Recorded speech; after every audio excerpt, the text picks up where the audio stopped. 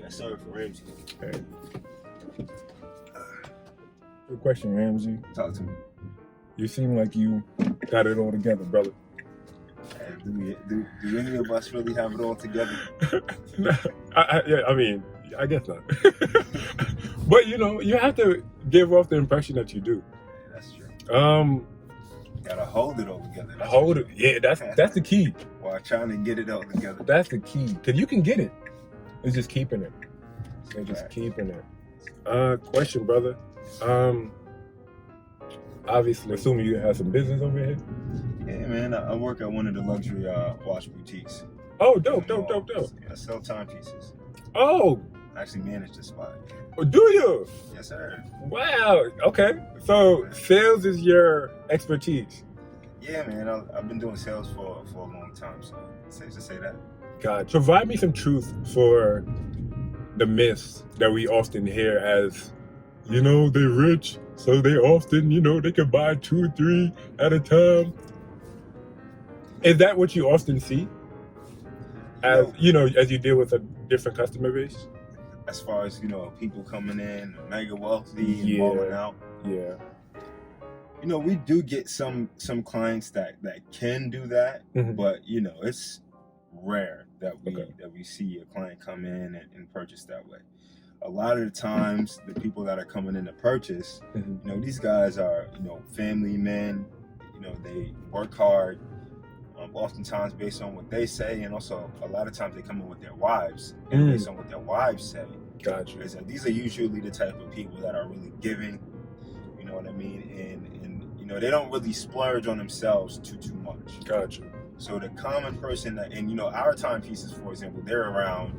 Our average sale is going to be around $9,000, almost $10,000. Gotcha. That's the average price of a sale. Yeah. But so whereas you do hear people say, "Oh, if I can't buy it twice, I won't buy it." Right. Is there truth to that? What you've seen as the consumer will purchase. I would say that these guys a lot of the guys that purchase timepieces can definitely purchase them twice. I think that by the time they're sitting down and looking for a piece, oftentimes they're not necessarily thinking about that. I do hear people every now and then, especially when we bring up financing. Yeah. Which is a way that people purchase pieces a lot. A lot of guys take advantage of the financing. Got it. But I do hear. So wait. So you would think it's better to purchase finance versus all splurge out purchase? So I think it really depends on your circumstance. Gotcha. Everybody's different, and that's why we have the financing as an option. Like there are some people, like one of my clients, Danny, we'll call him. Yeah. Like Danny is a wealthy man. When I told Danny usually when I tell some people about the financing, they'll get a little, they'll feel a little way. Like, what are you trying to say? I'm broke? You know what I'm saying? But Danny Vay, I told them about the financing. I'm like, hey, listen, we give you a few years, 0 interest, no prepayment penalty, so you can pay it off early, pay it off whenever you want. Yeah. I gave him the terms, and he heard the terms, and he's like, these terms make sense. When we filled out the application for his financing, for example, like his net worth was so large, it's a digital system, but his net worth was so large, we had to put 9. Beautiful. Beautiful. Because he, you feel me? That's beautiful. His net worth was so large, it wouldn't fit in the text box it wouldn't fit in the allotted text box. Wow. So it wasn't that he couldn't afford it while he was taking advantage of the financing. He definitely could buy 12 of those pieces if he wanted to. Yeah. But what his thinking was he told me that he was working on his kitchen, and he was using capital for that. So whereas he could use capital he already has to pay for this timepiece, why not go ahead and keep some of the capital that he's using free while he uses new capital to purchase this timepiece. And then on top of that, of course, you get certain benefits with that as well. Right. Financing, like once you pay it off, like your credit kind of goes up. Yeah.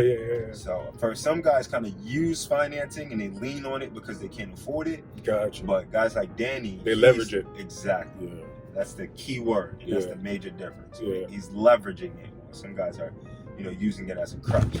Gotcha. So as let's say an individual like myself.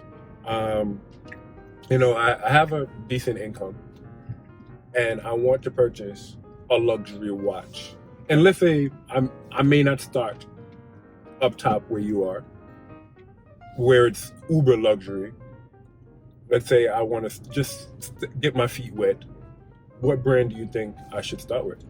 Well, truthfully, you know, where I am, I wouldn't even call it like uber luxury, to be honest. Yeah. And, you know, first of all, I would say, you know, in our community, yeah, I think that there's a big misconception when it comes to money and wealth and rich people and things like that. Yeah. And I think that, you know, because of our limited access to certain things, to rich people, we have exactly. Yeah. And also, you know, not only the people, but also, you know, items and things like that. Yeah. You know, we don't have the exposure to real luxury. Exactly. Gotcha, and gotcha. To price points that are above a certain amount. We don't really have the exposure. Gotcha. So if we see a $10,000 price tag, for example, even me on the sales side, yeah, I see some of my colleagues and they'll go to, you know, make a purchase, or they'll go to approach a client about sales, and they'll shy away from some of the high ticket items. Yeah. And that's because they're coming from, you know, their price psychology. Gotcha. So first and foremost, you know, it's quality, you know what I mean, that you want to be looking for. Yeah. And you don't necessarily have to be paying super duper top dollar for quality. Exactly. Yeah. Like the dollar amount doesn't necessarily mean it's quality. Exactly. Right. Right. So, you know, what I would recommend as far as a nice starter piece, yeah, if you're looking for something that's going to be Swiss, something that's going to be recognized and respected, I would recommend starting off with like a Tissot. Tissot. Tissot. Gotcha. Mm-hmm. Yeah. I like their, for example, their PRX. It's a nice. I've seen that. Isn't it steel? Mm-hmm. Stainless steel. Yeah, I'm plotting on the green dial. Yo, I seen it. It's a calm piece. I love that piece. You know, and I like the structure of it. I like the look of the bracelet. Yes. You know what I mean? And at that level, you know, if aesthetic is the main thing for you, yeah, Tissot is a great brand because they do good aesthetic on their time. But, you know, grow your collection. Yeah. There's three things I tell clients to look for when it comes to, you know, investing in a piece, regardless of the house that you're in. Yeah. And when it comes to luxury watches, they don't necessarily refer to these different brands, quote unquote, as brands. They refer to them as maisons, like MAISONS, which means house. That's what it translates to. Gotcha. So in each of these different houses, you know what I mean, there's an in-house movement, and then there's a modified movement. That's the basis. Really, the first thing you want to kind of look for is the movement. Right. So the movement, that's like the engine of the piece, which makes the piece run.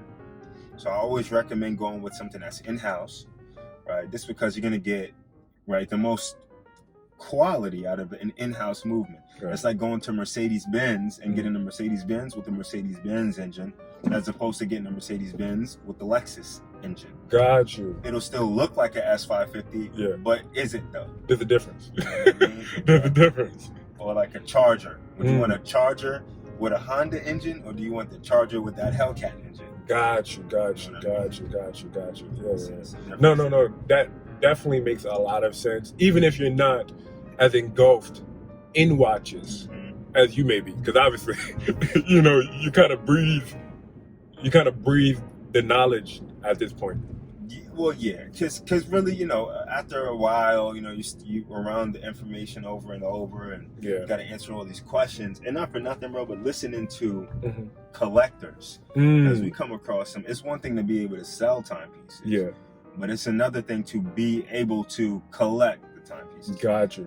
You know, and I've had a client that had over 100 watches. I've had a client that had a room made in his house for watches. Wow. So and you mentioned the Tissot. Or timepieces, I should say. The Tissot was a great starter. Yeah. And that's obviously if you want to start a collection? Well, yeah. Okay. Well, if you got more than one piece, you got a collection. Okay. Or at least the start of a collection. So there's no real, I have this, and that becomes a collection. It's just a collection of watches. Right. Gotcha. It's just like a person collects rocks. It's just like that, collects watches. You know, again, I'm still stuck in the mindset of brand. Now, the thing is, though, like, you know, really, regardless of the brand and things like that, like, you know, people have their own psychology to how they build out. The same way, you know, financing is based on your own personal psychology and philosophy.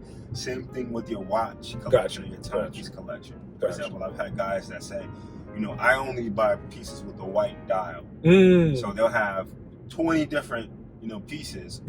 Different styles, diverse piece. You know what I mean? You know, a racing watch. You know what I mean? And they're all gonna have white dials. Gotcha. So it's all based on your preference. Gotcha. Exactly. And also, price doesn't matter either. I mean, because I've had guys tell me, you know, my most valuable timepiece, or the most valuable timepiece in my collection, is a $14 timepiece. You know, it's funny because it's often your first watch. That's your most valuable. And or it's just like, you know, just having a story. Just having a story. You know. I love that. Okay, cool. Like, I know you like this one, but this one also does this thing. Right. Or this one is a special edition or limited edition. So. Right, and I got it, so I'm gonna just cop. Right. Gotcha. No, that makes a lot. Or it's here, so I should cop because I might not be able to. For example, like there's an ice blue Navitimer. It's not limited edition. And but you know, the dial, for example, the ice blue dial, it takes a very specific heating process to get to create this dial, and it takes longer to make this dial. Gotcha. The only way you would really know that is if, like me, your, you know, rep from the brand or the house came down and shared that information with you. You know, or you just knew. Or you studied and you found out, like, you know what I mean, or you just know. You know what I'm saying? So, but either way, something like that, for example, that means that the piece is produced at a lower rate than the others. So it's going to be harder to keep in stock. It's going to be a little bit more scarce.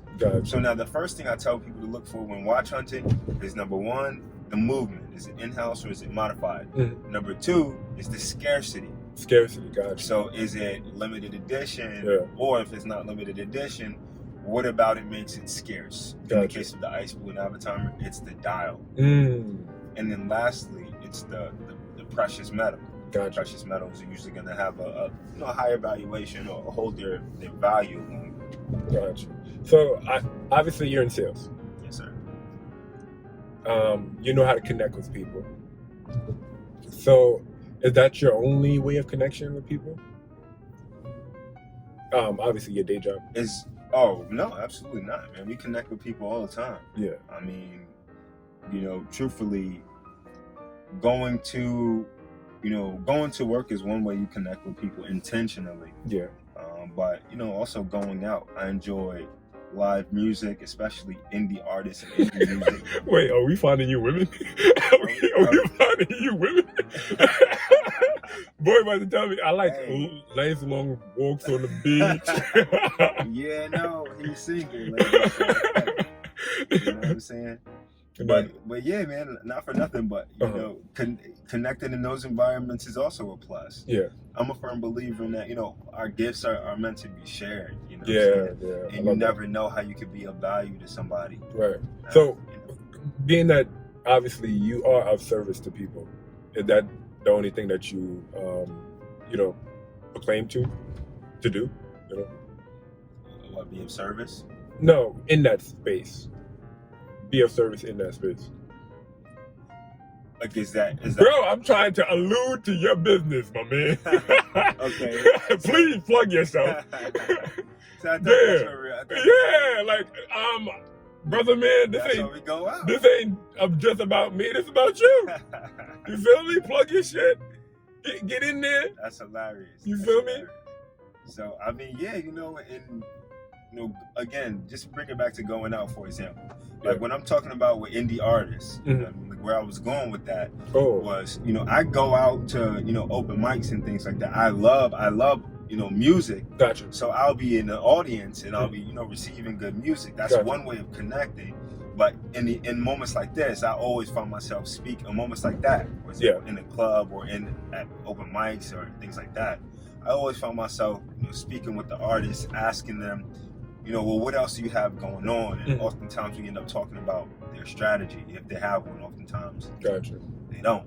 But to swing that back around to me, that's what I do as far as in business. I help entrepreneurs and indie artists with their strategy, with their rollout. What I mean? Okay. Mm-hmm. So it obviously is a tailored approach. Mm-hmm.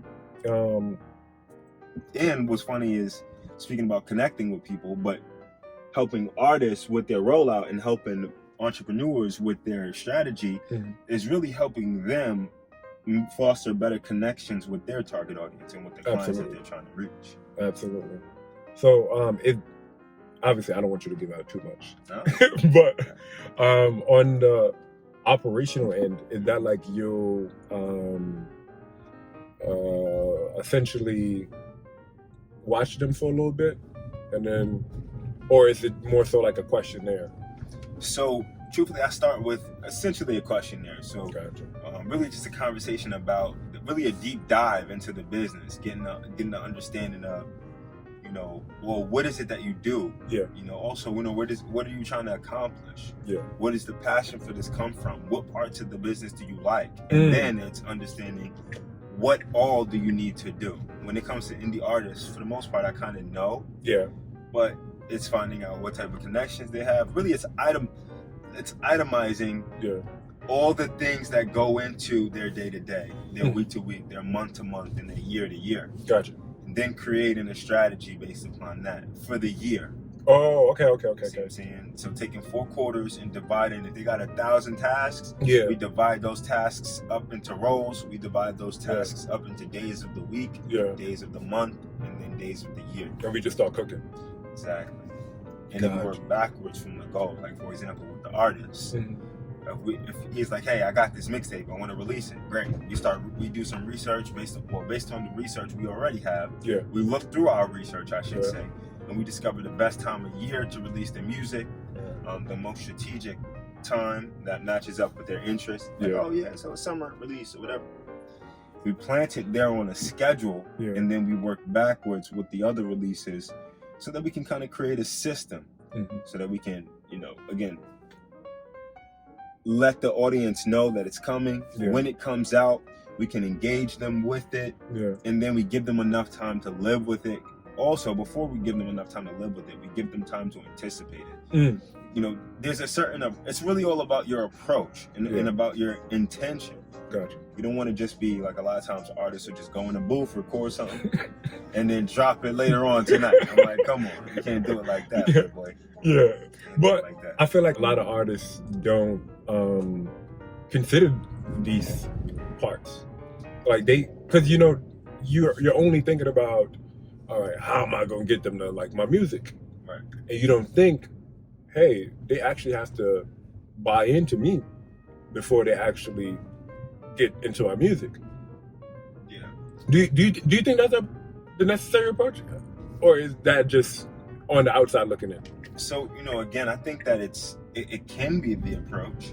I feel like it all has to do with the artist. Again, I truly believe that even though all things are the same, really, there's so many nuances that we can take advantage of per person. Gotcha. Right. So there's some things that you might be able to highlight, or there might be a nuance about you that's different from everyone else, and we highlight that in a way because it's always mystique or it's mysterious. So we never show your face, like Sia. Like we never show Sia's face. Yeah.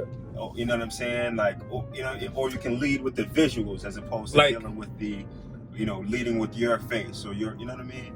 Like how her was doing the whole glasses thing for a long time. Before the internet kind of bullied her into it.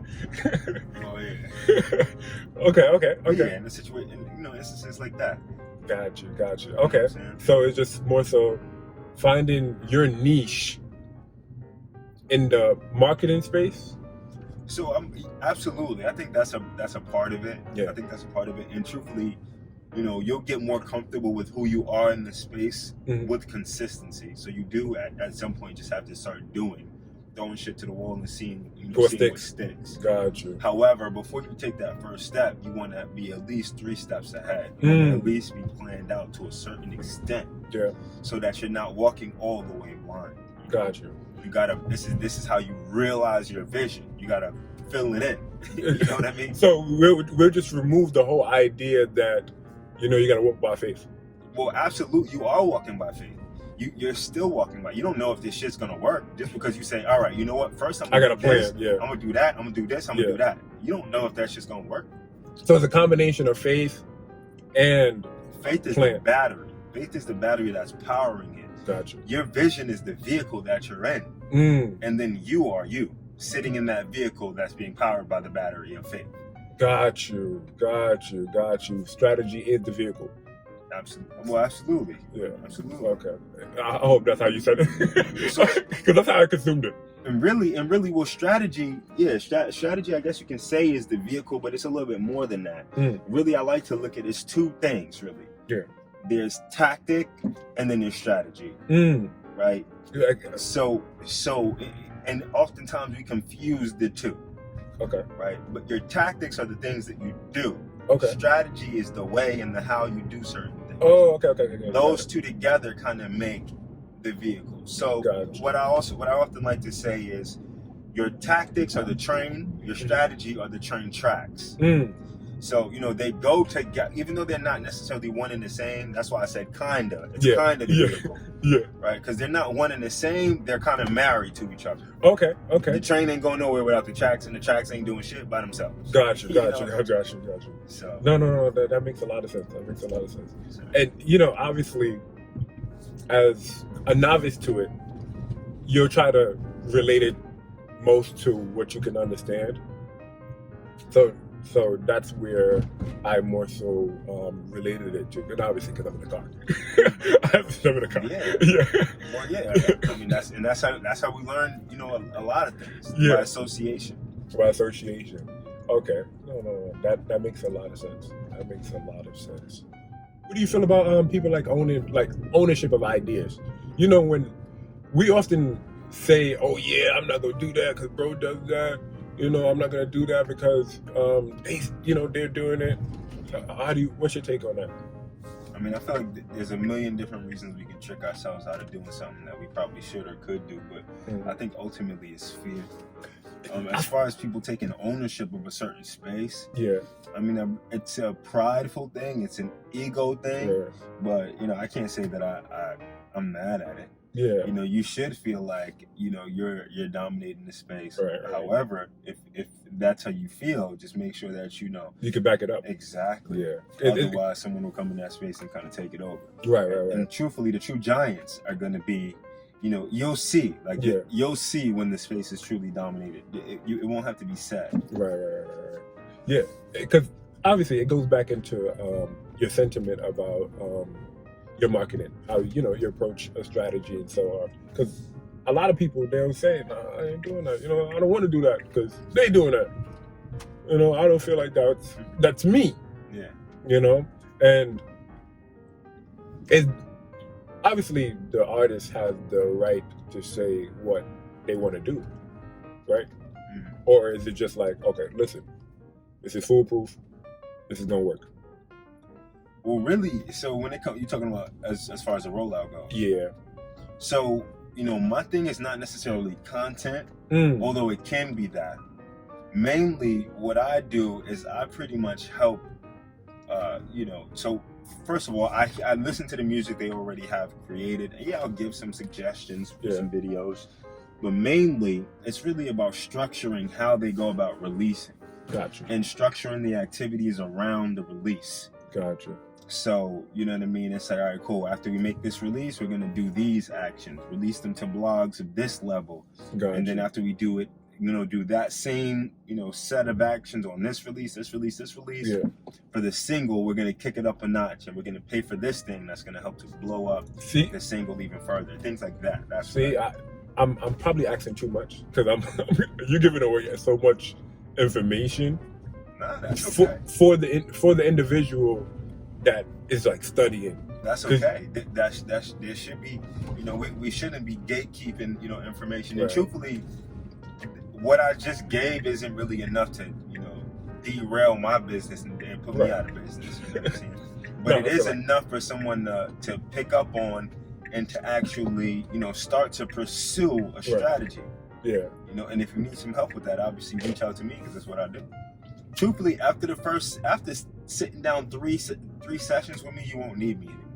Oh, technically, you technically won't, because you'll be thorough about really planning out your entire year. And if you just want to follow the blueprint and just go. So maybe I should just start charging $20,000 for that session. And that's why you do like a consulting fee.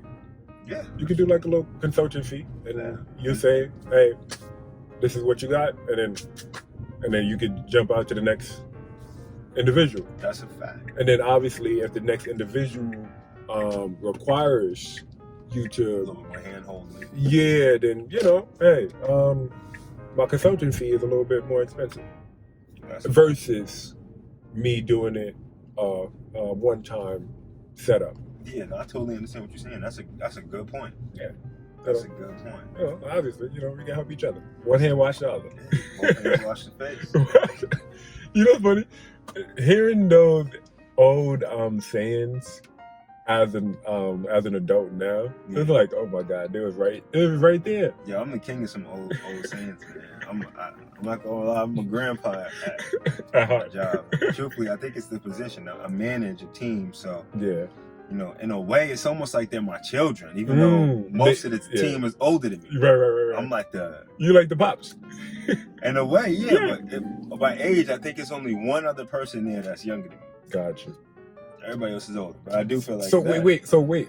Let me ask you, because I'm often in those spaces where I'm usually the youngest out of the crowd. How do you handle that pressure of? Because obviously they know how old you are. Oh yeah, yeah. They know how old you are, and a lot of times in those spaces, ego won't allow them to take your, guidance. Because for them, they feel like, this young coming in, telling me what to do. I've been here much longer. I know what I'm doing. How do you handle that? So, I can definitely see how some people might experience that. Yeah. I can't necessarily say that I have experienced that. Oh, wow. But it might be because of the way I wear it. Congratulations, brother. From a while, just in life, I've always, number one, respected my elders. Gotcha. But I've always subscribed to the fact that people are people. Mm-hmm. You know what I'm saying? And just because you're my elder and I should respect you because you're my elder, I also deserve respect. Right. And when it comes to the ranking system, I mean, the hierarchy is a little bit more important than anything else when we're all adults. Right. You know what I'm saying? So it's kind of like being in the military. Like, I don't care if, your sergeant is 20 years, younger than you. Yeah. You're going to respect that man because of the position in the hierarchy. And also, he should be carrying himself as if he expects that level of respect. Right. And carrying himself in a mature way, leading by example so that people can follow his example. Right. People really wouldn't even know how old. I have a young looking face, right, but I have an old soul, so people wouldn't even really know how old I was until they asked, like, how old are you really? Right. You know what I mean? Yeah, I have a complete opposite experience. And I don't want to say that because I carried my way in a more jovial manner, that's why. And obviously, you know when to turn it on, turn it off, if you've been in the game long enough. I often do encounter a lot of individuals who they'll immediately test me. And I'm like, yo, can we just do what we're supposed to do here? As opposed to you trying to see if I'm willing to compete with you, And a lot of the nature of our businesses, I think, are a little bit different. And I'm not 100% sure about yours, but even based off that sentence, I can kind of make a little bit of an assessment. And I know you're a project manager. Yeah. So are you managing? Are you having to work with different teams every now and then? Oh no, yeah. It'll fluctuate. So that's kind of the thing. Yeah. Like when you're going into an occupied space as a new or third party, right, there's going to be a little bit of resistance, especially from the people that are, that had the most kind of, I guess, recognition for being the problem solver or whatever. Right. So being an outside problem solver, it could be, you could probably see some challenge. Right. I would say I would probably lean into getting to know the roles. Right. First of all, I'm like, listen, I'm here to help. Catch me up. Right. Like, catch me up. I would take that approach, even if you know more than the team, quote unquote. Yeah. It's always a good rule of thumb to kind of go in and in the law, the what's it called? Excuse me. 48. No, close, but no. The damn, it's escaping.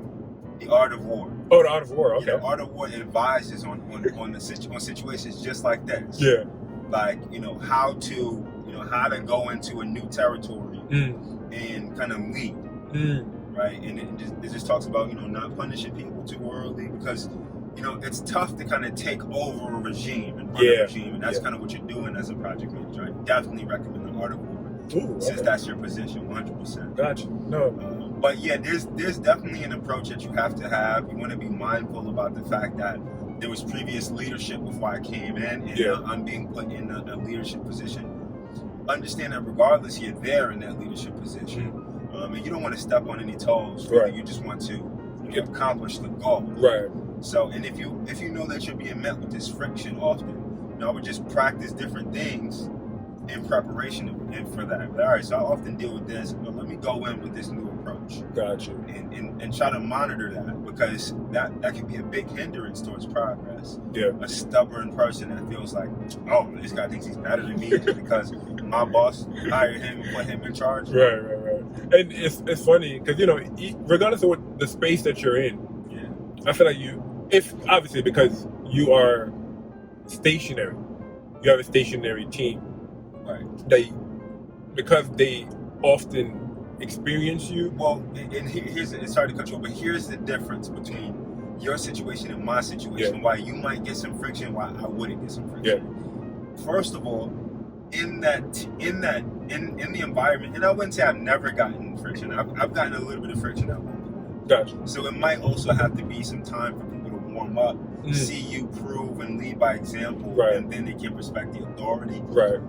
But in my situation, when I opened up the boutique. Okay.